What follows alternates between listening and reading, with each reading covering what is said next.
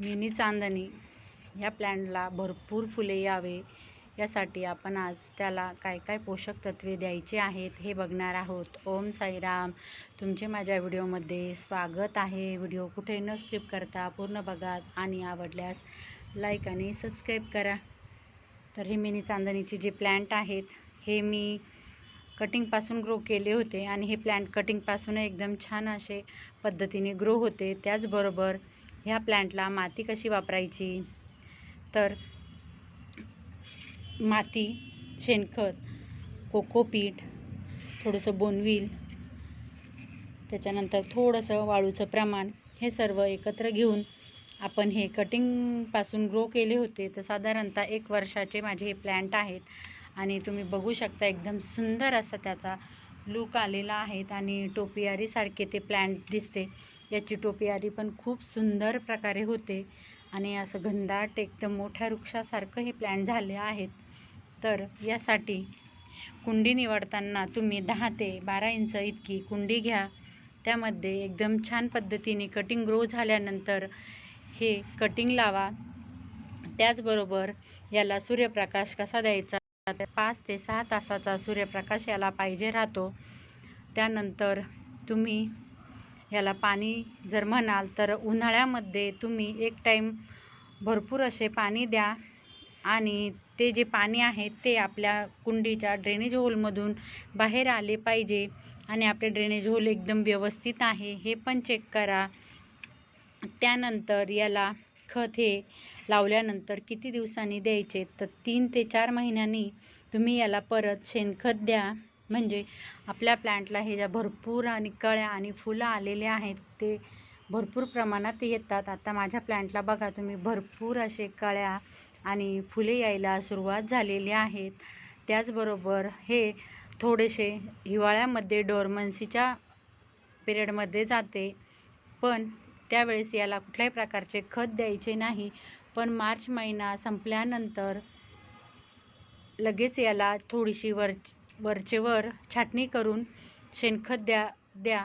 तर आत्ता जो जून महिना आला आहे तुम्ही बघू शकता भरपूर अशा कळ्या आणि नवीन जी पालवी आहे ती माझ्या प्लॅन्टला आलेली आहेत।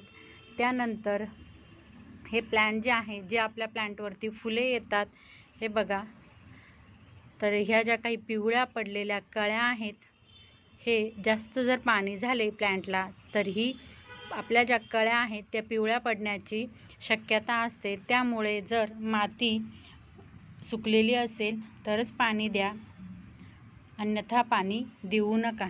त्यानंतर आपले जे फुलं येऊन गेले आहेत आणि ते सुकले आहेत ते पण काढून टाकत चला, म्हणजे नवीन फांद्या येतात, नवीन कळ्या येतात आणि जे सुकलेल्या पानं वगैरे जे आहेत, थोड्याफार फांद्या आहेत, हे बघा अशा पद्धतीच्या, त्या पण तुम्ही काढून टाका, जेणेकरून आपले जे प्लॅन्ट आहेत त्याचे जे पोषक तत्वे आहेत ते आपले पिवळे झालेली पाने आणि हे घेतात आणि नवीन पाने, नवीन फांद्या किंवा नवीन कळ्या फुले येत नाहीत।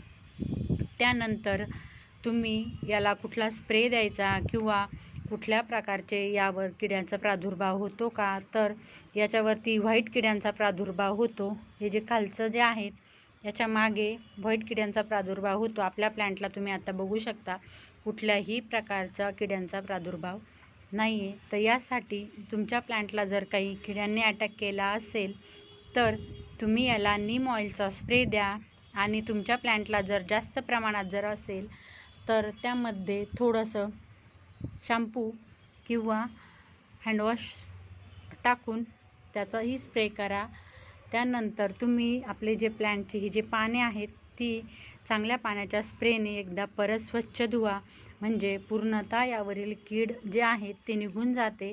आणि तुम्ही माझे हे प्लॅन्ट बघू शकता एकदम सुंदर असं याचा आकारही झालेला आहे आणि एकदम फ्रेश असे हिरवीगार पानं वगैरे आहेत आणि त्याचबरोबर भरपूर कळ्या आणि फुले आता यायला सुरुवात झाली आहे। तर चला, तुम्हालाही तुमच्या प्लॅन्टची जर काळजी घ्यायची असेल तर नक्की या पद्धतीने घ्या। तुमचेही प्लॅन्ट असेच सुंदर आणि भरपूर अशी फुलेही मिळतील। तर चला, भेटू पुढच्या व्हिडिओमध्ये। बाय।